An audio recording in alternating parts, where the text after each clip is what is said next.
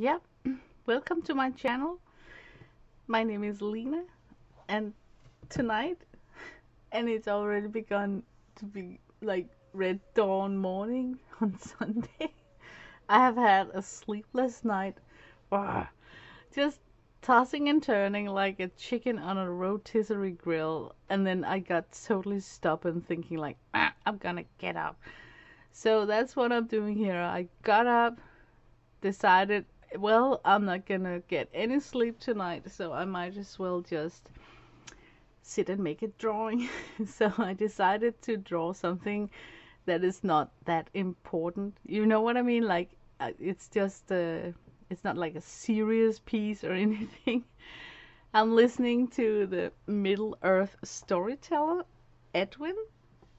He's currently reading up from the book Lord of the Rings, The Two Towers, and I mean, you guys should really appreciate that I'm able to figure out how to edit the background sound for this recording, because otherwise you will hear his impersonation of Gollum. There is some long passages where he's reading up tonight, where he has to imitate the voice of Gollum, and I freaking love Gollum. He's like my favorite character in the Lord of the Rings.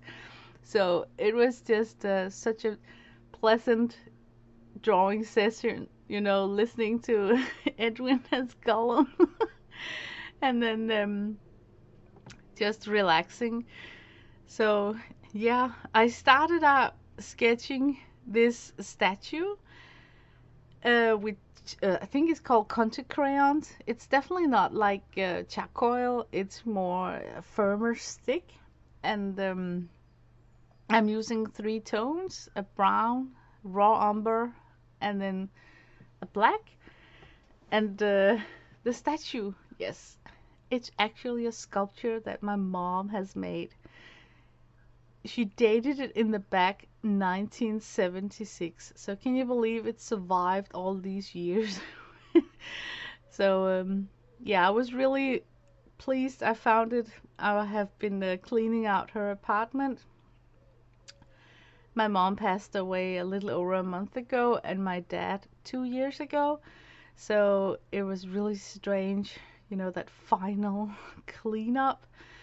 And it is so, the thought that now the flat is empty, a new family is going to move in, and then it will be like they never existed. It's so strange to ponder about. And yeah, it's just been really rough. So that's why I've been absent from my channel for the past 2 weeks or something. I don't know. Time just flows together like, I don't know, like pudding. So yeah, I found these sculptures and they are so adorable. All of them are like chubby Eskimos, like Inuits. Chubby because they are fat and they are wearing fur, and they have like chunky small legs and giant feet, because the feet have to be rather large and chunky because they have to carry the weight of the statue so they don't tip over. So that just makes them so unique, and they are sculptured very rough, like it's not smoothed out. And yeah, the way that they are sculptures is you can see like fingers, where the fingers has pressed the clay, and then yeah, it's just what a treasure to find. So of course I want to try and use them as some sort of a still life. So that's what's going on this night. I'm taking one of the sculptures, and before I went to bed trying to sleep, I was actually watching something about the climate change. It was a documentary on Netflix. So I was thinking, I want to make like a sap green ground, like this Eskimo is standing on a lawn, and then sunshine around him, and then maybe find some snarky remark about climate change, because he is going to disappear too if it's going to be like they predict that temperature will be rising, you know. But then I totally ditched that idea because look, now when I'm putting in the green, it just looks crazy, right? It doesn't match up with the color of the sculpture with those orange and sap green tones. So later on, I try to push back the orange by using a stencil, and then I give it a glaze of paint gray just to push back the fresh colors in the background. So, but actually what I have in mind right here is that it's midday, so the shadow is right beneath the guy. That's actually the basic thoughts that I'm having on this drawing, just trying to explain what's going on in my head, right? I used the contour crayons and I tried to set them with water, and because I'm going to use water, I might as well just use it in conjunction with watercolors. So I'm putting in some magenta, some burnt sienna, some ochre, and I think a little bit of quin gold for the tummy.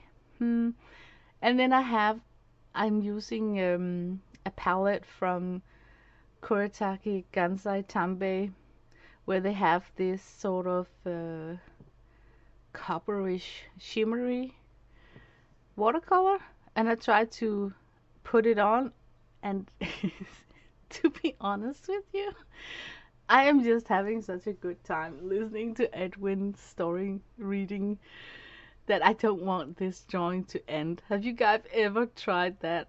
You know, you're having such a good time that you don't want the painting session to ever stop. So I start to totally overwork this poor statue, refusing to, you know, stop.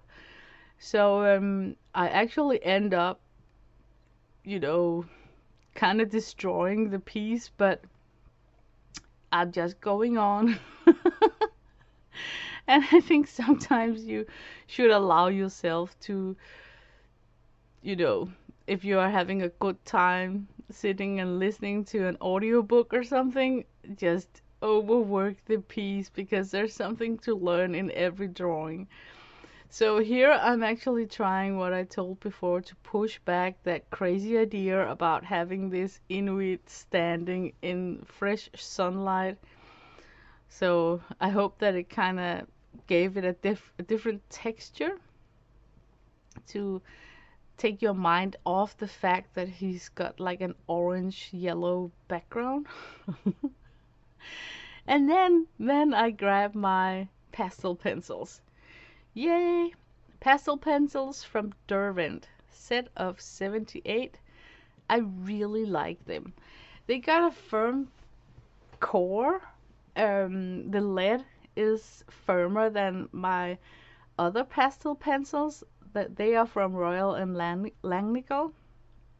I'm not able to sharpen them at all. They snap on me. I don't know if they've been dropped doing shipping or what. And because it's a pastel pencil, I am not able to re-secure the lead in the microwave as I would have attempted if it was just a regular Prismacolor pencil, wax-based, you know, that kind of melts. So I bought this set from Derwent because I felt that the set from Royal and Langnickel was useless since I couldn't really sharpen them. And now, no, I don't use a pencil sharpener for those. I use a craft knife.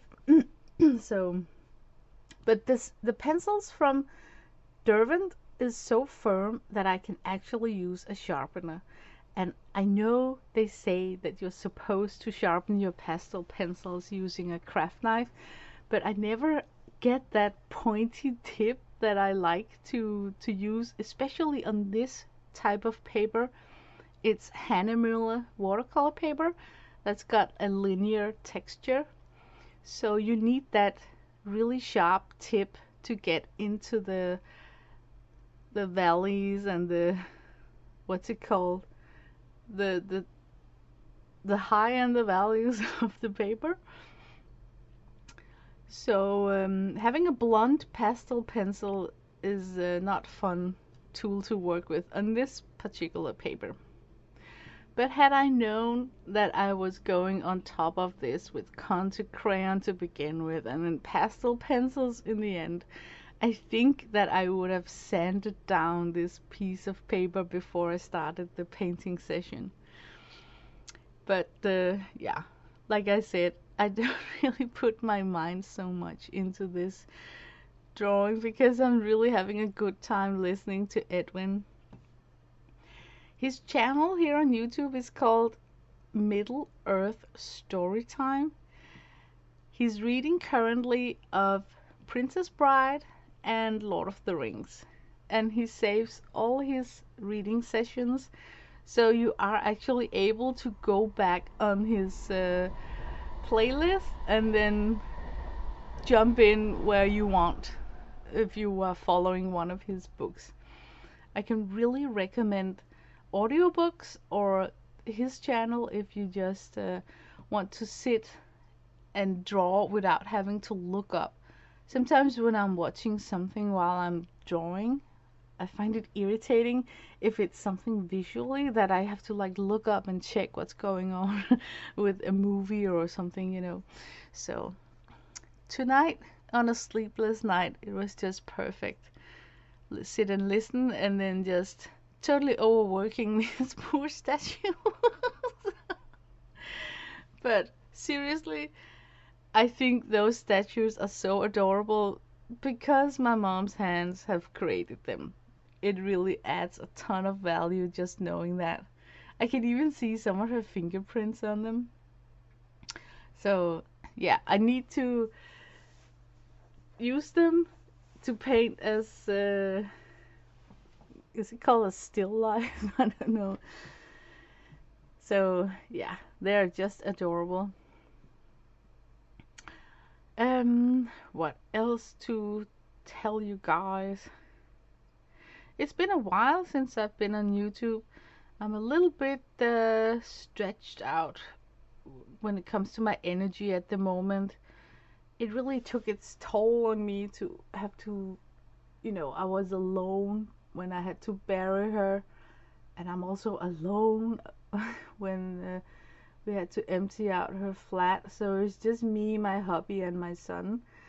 So it's been some strange days. But it's part of life, so I accept it. But I really would have preferred if my brothers were with me in these decision taking, you know. But it shouldn't be like that. So that's just it. But it's really, really weird. You know, I keep thinking about that absoluteness of when people are not here anymore, and then what's left is items they created, like in this case, these statues. She sculpted them in 1976, so they're quite old.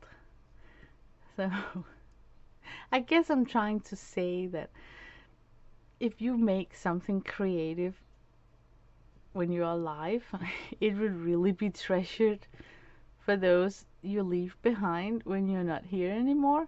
So, I mean, just go for it. I don't think that I can make a sculpture myself, but it really made me ponder about, oh, I should really try just once, you know, just one. Because if it would give my son the same joy as I'm having right now with my mom's items, because it's a physical thing that she have held in her hands, I think it would be worth it. So yeah. The video is ending, so I think I should round up my lame voiceover. I feel I might even have to say I'm sorry because it's so scattered. But I'm gonna wish you guys an awesome week. I hope to be back with uploads sooner. So, yeah, have a nice week. Bye bye.